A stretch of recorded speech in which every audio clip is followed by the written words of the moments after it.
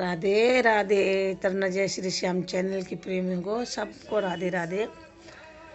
शुभ आपको हर दिन सुबह कुशल और मंगल के साथ उठे। ठाकुर जी की कृपा आपसे हमेशा बनी रहे। देखिए आज हमारे बाबू नीली ड्रेस पहन के तैयार है। ठंड हो रही है, अंदर गर्म इनर पहना रखी है और बाहर उनको हमने आज नीली ड्रेस पहना रखी है। देखिए हमारा लाला राधे राधे बोलो बाबू सारे भक्तों को। देखिए सब विराजमान है, सब अपने अपने जगह में। सबको ठंड लग रही थी तो हमने उनको पर्दा लगा रखा मंदिर में। पर्दे में रख लेते हैं जब ठंड होती तो। देखिए आज दूध मिश्री का ही भोग लगा दिया उनको।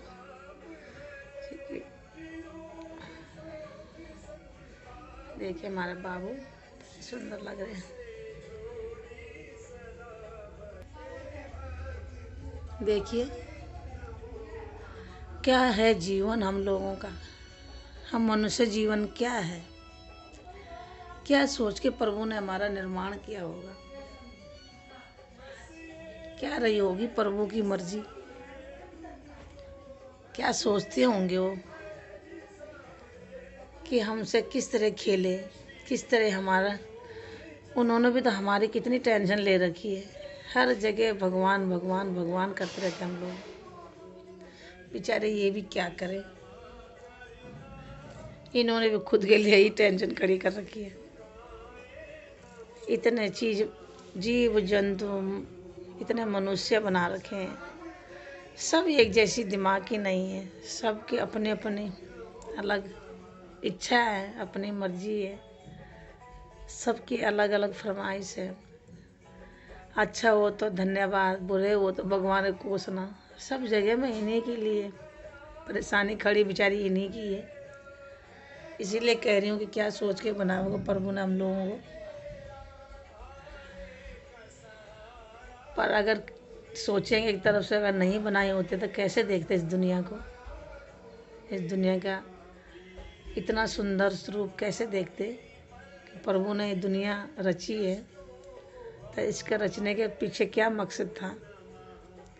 शायद यही रहा होगा। जैसे बगीचे में फूल खिलते हैं कई कलर के, कई तरह के, तो शायद उन्होंने इसीलिए हम इंसानों को खिलाया है। कितने तरह के इंसान हम लोग बने। हर तरह से हर किसी की अपनी अपनी सोच, अपने अपने समझ है, अपना अपना किसी का जीने का अलग तरीका, किसी का अलग तरीका है।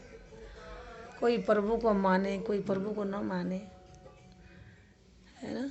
कोई दुनिया में देखिए पशु पक्षी सब प्रभु ने अपने लिए ही टेंशन खड़ी कर रखी है। कोई दुखी होते तो प्रभु दुखी होते हैं, खुश होते तो मालिक ही खुश होते हैं। इनकी लीला यही जाने। खैर वो तो हम जान नहीं सकते हैं, पर कभी सोचने बैठे तो सोचते हैं ईश्वर ने क्या सोचा होगा हमारा निर्माण करने के लिए। प्रभु की माया प्रभु ही जाने। कहते हैं प्रभु ने जो सोचा होगा अच्छा ही सोचा होगा। उनकी अच्छी सोच के ही नतीजा है कि हम सब इस संसार में हैं। कोई दुखी है तो कोई सुखी है। अपने अपने कर्मों की पोटली सब ले लेके जा रहे हैं। सुख का है तो सुख के जी रहे, दुख के है तो दुख के जी रहे। किसी के अन्न धन का भंडार भरा पड़ा है, किसी लोग कोई अन्न धन के लिए तरसते हैं। कोई कपड़ों के भंडार में बैठा है, कोई एक एक तने के लिए तरसते हैं। किसी पे हाथ पाँव है, 4 हाथ पाँव है तो किसी के हाथ पाँव के लिए तरसते हैं। कोई आँख है तो किसी पे आँख नहीं तो आँख के लिए तरस रहे। वही ना अपने कर्म में है बस। इनको क्या दोष दे। हम लोग समझते ही नहीं। जब हम गलतियाँ करते हैं तो हम सोचते हैं कि हम बहुत अच्छा कर रहे हैं। जब हम अपने अपने कर्मों को भोगते हैं तब हम भगवान को कोसते हैं कि हमने, भगवान तुमने गलत कर दिया, तुमने कर दिया। और मैं तो ये जानती हूँ कि जो कुछ हमारे साथ घटता है ना, जो कुछ हमारे साथ हो रहा है, अच्छा बुरा, जो हम जिस तरह से हम चल रहे हैं, मेरा तो यही मानना है कि हमारे कर्म ही हमारे आगे आए। हमने कुछ ऐसे खराब कर्म करे होंगे जिसके कारण हमें ये सब चीज़ें फेस करनी पड़ती हैं, झेलना पड़ता है। कभी जीवन में ऐसे दुख आए, ऐसी परेशानी आए ना, तो कभी ये मत सोचना कि भगवान आपने हमारे साथ क्या कर दिया। आप उसमें ये चिन्ह लगा देना कि प्रभु शायद हम नहीं कोई गलत काम किए होंगे, शायद हमारा ही कोई पाप हमारे आगे आया हो जिसकी सज़ा हम भुगत रहे हैं। कभी अच्छा काम किया हो तो उसमें भी ये सवाल नहीं है, उसमें भी ये है, ये प्रभु कोई अच्छा पुण्य किया होगा जिसका फल हमें मिल रहा है, कोई अच्छा पुण्य रहा होगा जिससे आपने हमें देखा है, आपने हमें संभाला है, संवारा है। ये मालिक की लीला है जो हमारे पाप पुण्य के हिसाब करते हैं।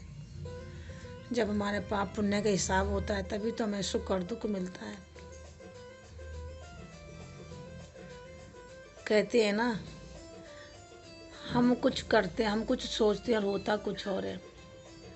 कौन चाहता है अपने लिए कमी? हर चीज़ से हम चाहते हैं हमारे लिए सब कुछ अच्छा हो, बेस्ट हो, पर वो हमारे जो कर्म होते हैं ना, वो हमारे अधीन है।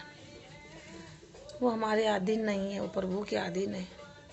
प्रभु उनको चुन चुन के हमारे दामन में देते हैं। वो मालिक के अधीन है। मालिक तो सबका हिसाब रखते हैं ना, उनके पास सबका खाता है, उसमें सब लिखते रहते हैं, जमा करते रहते हैं। एक चीज़ सही भी है, अगर वो जमा ना करे, वापस ना दे हमें, तो हमें दुख सुख का पता कैसे लगेगा?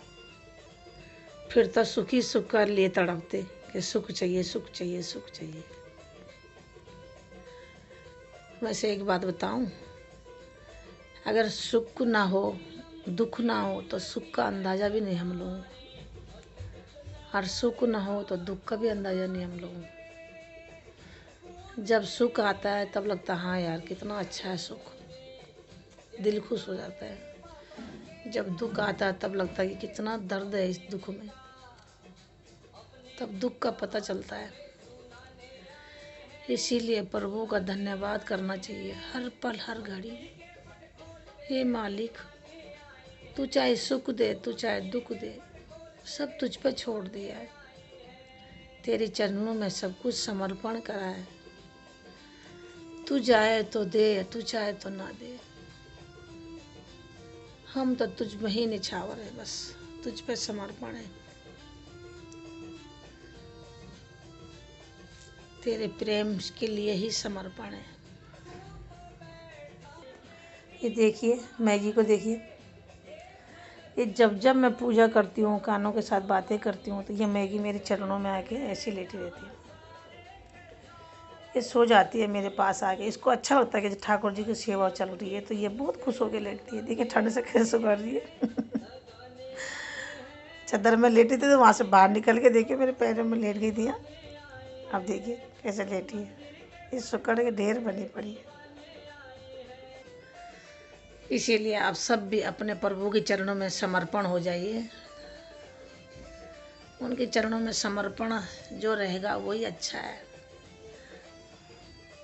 वो आपने कहावत सुनी होगी कि चक्की में वाला आटा, जब चक्की के अंदर गेहूँ डालते हम, तो जो कील में एक गेहूँ का दाना बच जाता है ना, वो हमेशा सेफ रहता है, और जो गेहूँ के चक्की के अंदर आ गए सब पिस जाते हैं। तो जो चक्की के अंदर आ गए वो सब पिस गए, एक दाना जो कील पे फंस गया सोचो वो बच गया। तो इसी तरह प्रभु की चक्की है। प्रभु की चक्की में जो बीच में आ गया वो पिस गया है, जो प्रभु के चरणों में चला गया, वो कील में बैठ गया, वो बच गया। उसके पाप पुण्य थोड़ा कम हो जाते हैं। देते तो हैं प्रभु दर्द, उसके लिए भी सुख दुख देते हैं, पर इतना नहीं होगा। प्रभु के चरणों में अपना वक्त बिताने ही चाहिए, बिताए ही। आप सब इन्हीं की चरणों में रहिए, इन्हीं की चरणों की दास बन के रहिए, दासी बन के रहिए। हम तो इन्हीं की चरणों की दासी हैं। आप भी इन्हीं की चरणों में रहिए ताकि आपको भी सारा सुख मिले। इन्हीं की चरणों में है सच्चा सुख। आप जिस दिन इसी को समझेंगे आप इनके चरणों से दूर जाना ही नहीं चाहेंगे। इसीलिए कह रही हूँ कि आप इनके चरणों से ही लगे रहिए। आप सभी के लिए राधे राधे। आप सभी का मंगल हो। गोपाल की तरफ से भी आप सबके लिए आशीर्वाद। राधे राधे।